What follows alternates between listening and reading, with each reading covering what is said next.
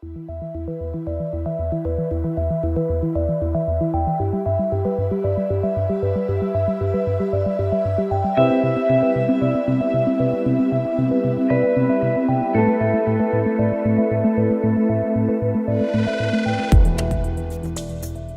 gen neurosurgery වලින් අපි අද කතා කරන්නේ මේ පිළිකාවන් මූලිකව හඳුනාගන්නේ කොහොමද කියලා. අපි දන්නවා කොඳු වැට පෙළට පිළිකාවක් එන්නේ ශරීරයේ පිළිකාවක් තිබුණොත්. ඒ නිසා මේ ශරීරයේ පිළිකාවක් ඇති වෙන එක මුල් අවස්ථාවේදී හඳුනාගෙන ප්‍රතිකාර කිරීම කියන එක ඉතාම වැදගත් වෙනවා. මේකට අපි කියනවා කැන්සර් ස්ක්‍රීනින් කියලා. සමීක්ෂණය කරගෙන ඉන්න ඕනේ ජීවිත කාලය තුළ. ඒකට කාන්තාවන්ට, පිරිමින්ට මේ ස්ක්‍රීනින් process එක. ඒ කියන්නේ මේ කැන්සර් එකක් ඇඟේ හැදෙන්න අවදානමක් තියෙනවාද කියලා සොයා බැලීම ක්‍රම කීපයකට කරනවා. විශේෂයෙන්ම අවුරුදු 40න් පස්සේ විතර තමයි මේ සොයා බැලීම් කරන්නේ.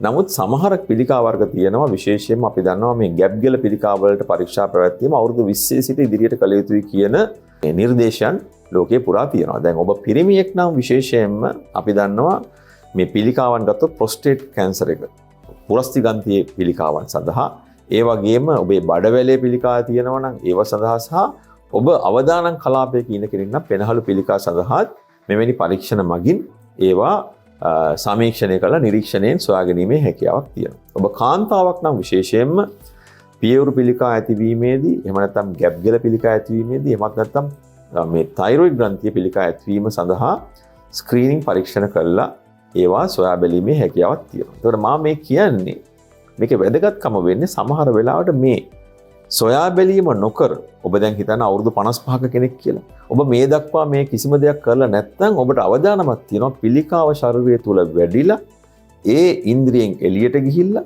කොඳු වැට පෙළට ගිහිල්ලා කොඳු වැට පෙළේ අස්ථි විනාශ වෙලා ස්නායු හානි වෙලා කකුල් දෙක පන්නත වීමක් හැටියට අපි ළඟට එනවා. ඉතින් මේ බරපතල තත්ත්වය වළක්වා ගැනීමට නම් මේ සමාජයේ ඉන්න හැම කෙනෙක්ම මේ ස්ක්‍රීනින් ප්‍රෝග්‍රෑම්ස් ගැන දැනගන්න ඕනේ.